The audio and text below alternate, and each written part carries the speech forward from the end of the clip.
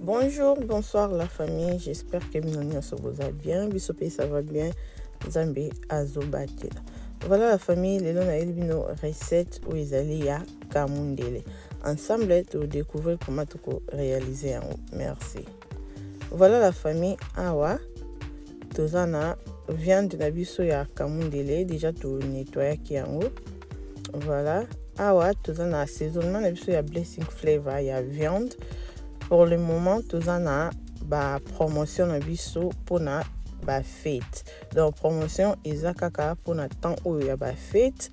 Soki ba fête ici ezongi na ba prix na normal, toujours posté partout aux alliés, toujours posté numéro na biso yango wana. Voilà, au peza assaisonnement na biso tout ça qui vidéo eza na chaîne na otie la bino lien pour que vous visiter yango. Voilà tout ça la paix moutarde na biso. Tout ça il a fait poivron na biso, litungulu. Voilà. Tout ça il a huile na biso et tout ça il a soy sauce na biso. Voilà, awa tu bandi quoi assaisonner viande na biso na baki déjà na nettoyer kiango. Tu tiango na san na biso ou tu ko assaisonner. Voilà, awa tozotia assaisonnement na biso ya viande lutu na biso tosala yango oyo nde nalobaki numéro yango wana oyo eza juste na se ya écran wana ocontacte biso mpona kopase bacommande. Voilà, tozwi lutu na biso boye totie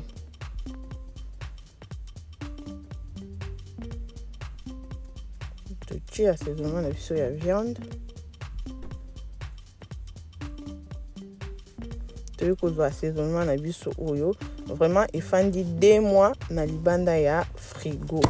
Boyoki ndenge eleli, donc conservation eza très bien 2 mois na libanda ya frigo et bébité donc nde nalobaki ekosa 6 mois voire même une année et bébate na otie la mino lien bokende ko visiter yango. Donc boyoki en temps na fongoli yango ndenge eleli kak parce que conservation esalamaki très bien. Voilà, tozwi lutu na biso boye totie boye. Voilà, nazo toujours continuer totie. Voilà, après avoir coché yango toyo kozwa soy sauce na biso. Soy sauce to sela de l'eau. Mais nde naloba toujours ça dépend la quantité ya biloko ozolamba oyeba ko modifier ba mesure na yo. Voilà, totie de l'eau tout. Après tu vas faire moutarde na biso.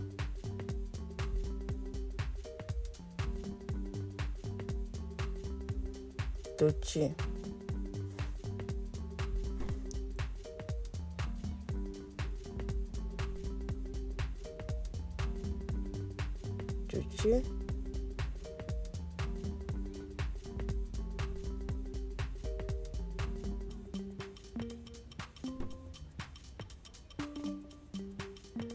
après tu vas huile na biso eza olive oil, donc olive oil et salama na base ya ail.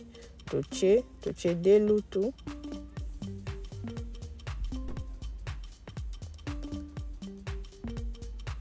Voilà, après tu bandi au mélanger na tie mungwa te parce que assaisonnement nyonso oyo ya fraîche wana na salelaki oyo ya vert et puis na assaisonnement na eza na mungwa. Donc na tie na boye so na moni ke mungwa ezangi nde na oya bakisa sima, mais pour le moment na tie na mungwa te. So na bakisi mungwa na oya bisebino ke na bakisi mungwa.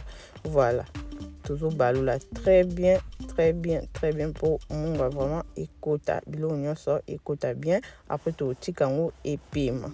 Voilà, oyo banjete nanga na lalisaki na mai tant na yebaki na otumba Kamundele na lalisaki na mai et puis pour na et permettre que banje eza juste pour permettre banjete ezika no kite na moto.